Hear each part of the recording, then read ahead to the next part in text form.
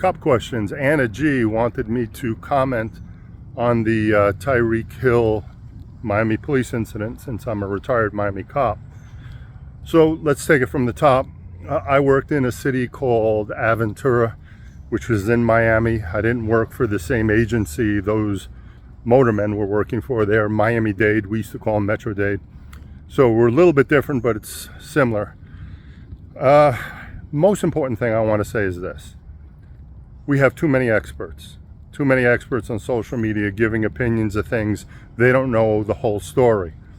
I haven't studied that video yet. I haven't spoken to Tyreek Hill, and I haven't spoken to the officers to get a really complete, and any witnesses, to get a real complete understanding of what happened that day. And you 100% have to hear and see and learn all things and be open to all things, instead of just spouting off, oh, he did this wrong and this guy did that wrong here.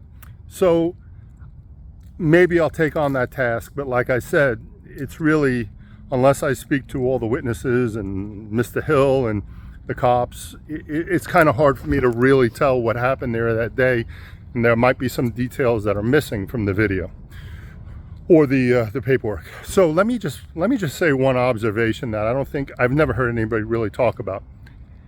It's a bad idea logistically to put police in the middle of the summer of Miami on motorcycles wearing helmets in 110-degree heat.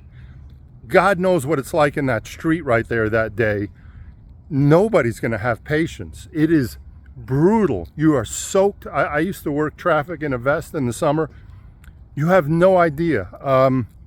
Gandhi would be out there screaming and cursing if he was in a motorcycle outfit in that heat.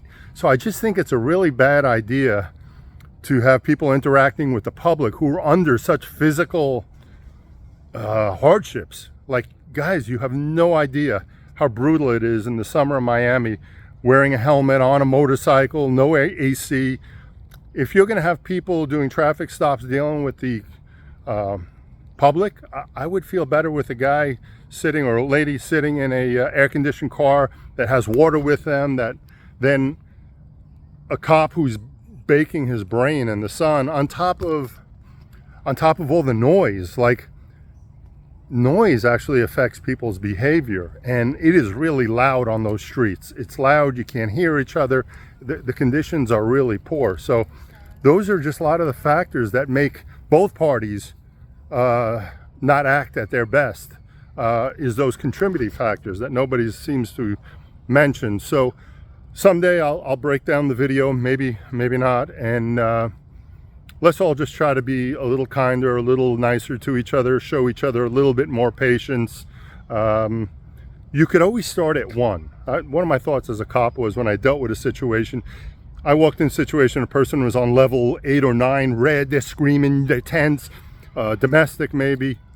I always start at one, and I'm asking everyone else in every aspect of your life, when you're having an encounter with somebody, whether it's road rage, it's personal, it's a business, start at one. Start real calm, real blah, blah. You could always jump up to 10 if you have to.